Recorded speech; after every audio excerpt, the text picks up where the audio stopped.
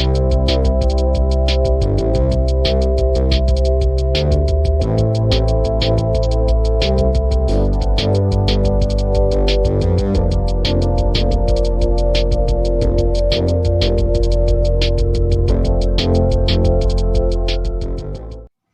الله ما شاء الله. هنعمل معاكم النهارده البط والرز الاصفر زي ما انتم شايفين. بسم الله ما شاء الله. وهنعمل الكشك اللي انا عملته معاكم على القناه اهو. بسم الله ما شاء الله. يلا هندخل ونشوف الطريقه مع بعض. السلام عليكم، عاملين ايه؟ يا رب تكونوا بخير. النهارده هنعمل البط بالفريك مع بعض. انا جايبه بطه ومنضفاها وحاطه لها ملح وليمون وخل، كنت نقعها فيهم. دي بطه بلدي وهنعملها بالفريك زي ما انتم شايفين. انا جايبه فريك اهو، كوبايتين فريك. ودلوقتي هنشوف الطريقه مع بعض. انا غسلت الفريك ودلوقتي حطيت طاسه على النار وهحط فيها شويه سمنه عشان اشوح فيهم الفريك.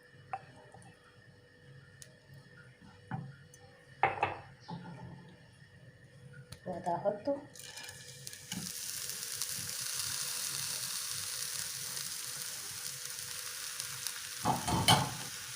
احط لهم فلفل اسمر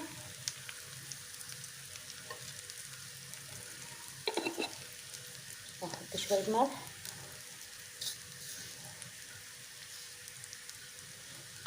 ونقلبهم مع بعض.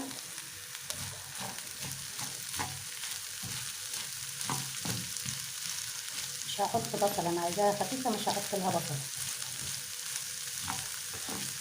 هعمل فريك بالسمنه والملح والفلفل بس.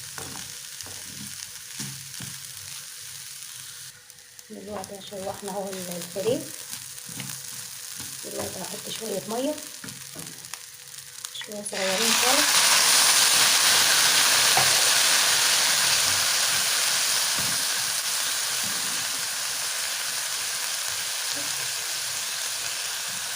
دلوقتي هغطي عليه لحد ما يشرب الميه اللي انا حطيتها.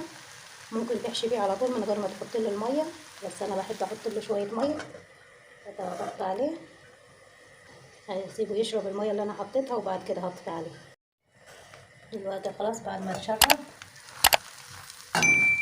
الميه خلاص. دلوقتي هطفي عليه واسيبه يبرد وبعد كده اروح احشي البطه زي ما انتم شايفين شكله ازاي. كده خلاص هطفي عليه. دلوقتي خلاص هحشيها.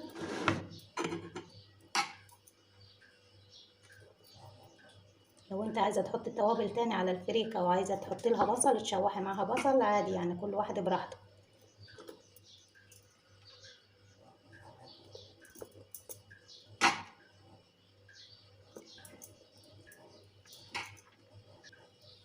خلاص كده حشيتها اهي. هنشيل من بره ده وهنحط المناصة بتاعتها، نقفل عليها.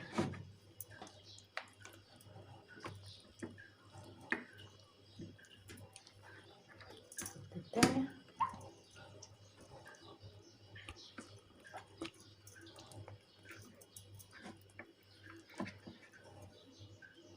كده خلاص. هروح احط الحلة على النار اللي هحطها فيها.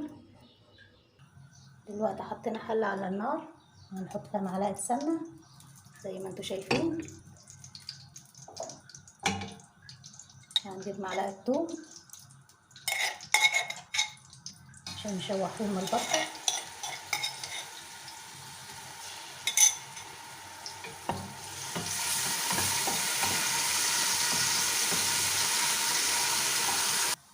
دلوقتي بعد ما شوحت التوم هحط البطة في الحلة شوحها شوية.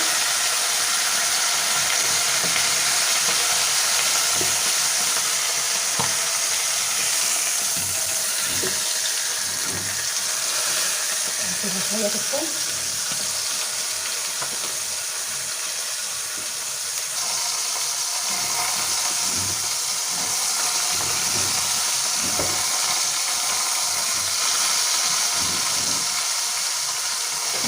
دلوقتي انا جايبه ميه مغليه هزودها بيها، هجيبها هزودها بالميه المغليه.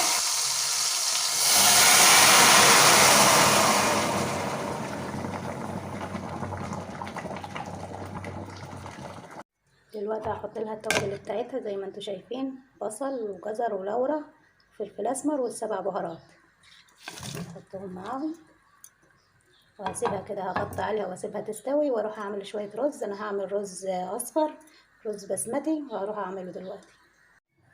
هنحط معلقه سمنه في الحله عشان نشوح فيها الرز والبصل. هحط بصلايه قطع متوسطه،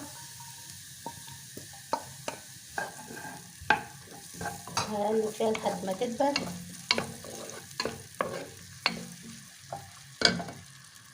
هحط لها رشه ملح ورشه فلفل اسمر، مش هكتر عشان لسه هحط البهارات ونشوح فيها.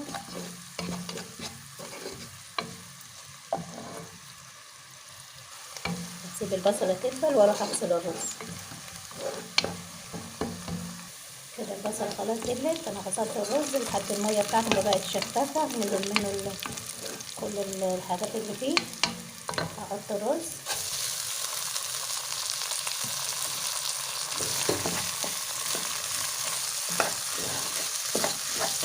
هشوحه شويه عشان احب اشوحه عشان ما يطلعش معجن، لازم اشوحه كويس.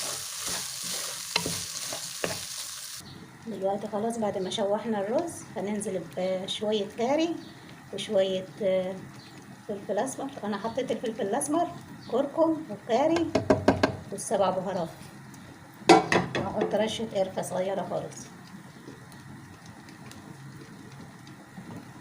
هنشوحهم مع بعض تشويحه لحد ما ريحه البهارات تطلع عشان تدينا ريحه حلوه.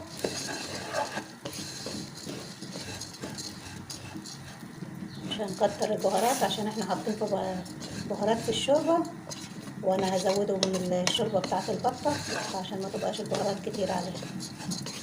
هقلب فيه شويه وبعد كده هزوده. كده خلاص هجيب الشوربه هزوده.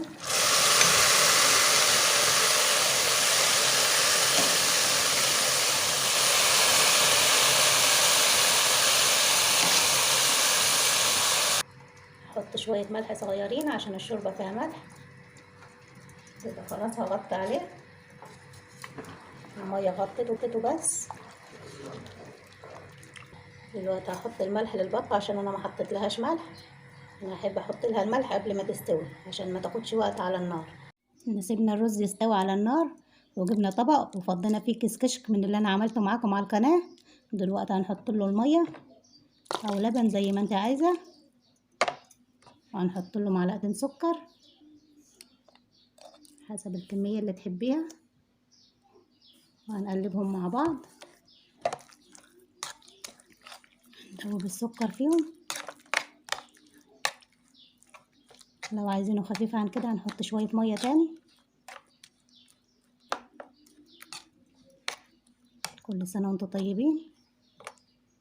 كده خلاص بعد ما اتحلى خلاص هنحطه دلوقتي في اطباق او في كوبايات. انا جايبه اطباق، او عايزه تحطيه في كوبايات عادي.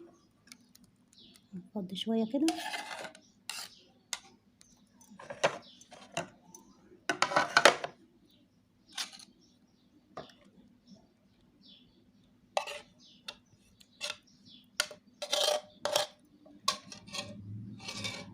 ده هنفطر بيه ان شاء الله. كل سنه وانتم طيبين. هنحط عليه تمر، انا جايبه تمر اهو مفصصاه، هنحط عليه تمر. ممكن نخلط التمر عليه، انا هحطه كده على الوش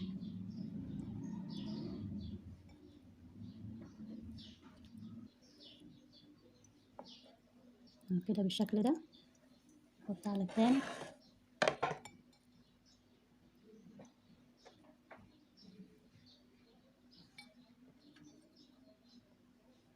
كده. خلاص اهو خلصنا كده، هناكله بس على الافطار ان شاء الله. زي ما انتم شايفين شكله حلو ازاي.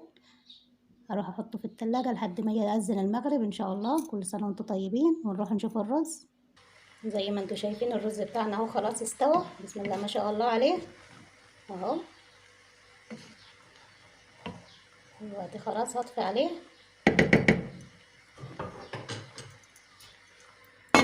وهروح اطلع البطة واحطها عشان تتحمر. انا جبت معلقه سمنه اهي ومعلقه دبس رمان، هخلطهم ببعض عشان ادهن بيهم البطه عشان يديها لون حلو اهو. هدهنها بيهم.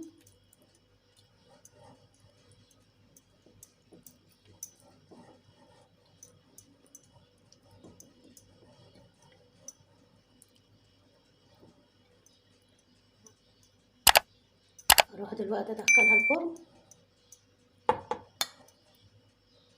شايفين بسم الله ما شاء الله الاكل بتاعنا اهو جاهز. بسم الله ما شاء الله، شايفين الكشك اهو شكله حلو ازاي. كل سنه وانتم طيبين. السفره بتاعتنا كده خلصت. انا عامله حاجات تاني بس كنت عاملاها معاكم على القناه فما جبتهاش معاكم في التصوير. وكده خلاص الفيديو خلص. السلام عليكم ورحمه الله وبركاته، ونشوفكم في فيديو جديد.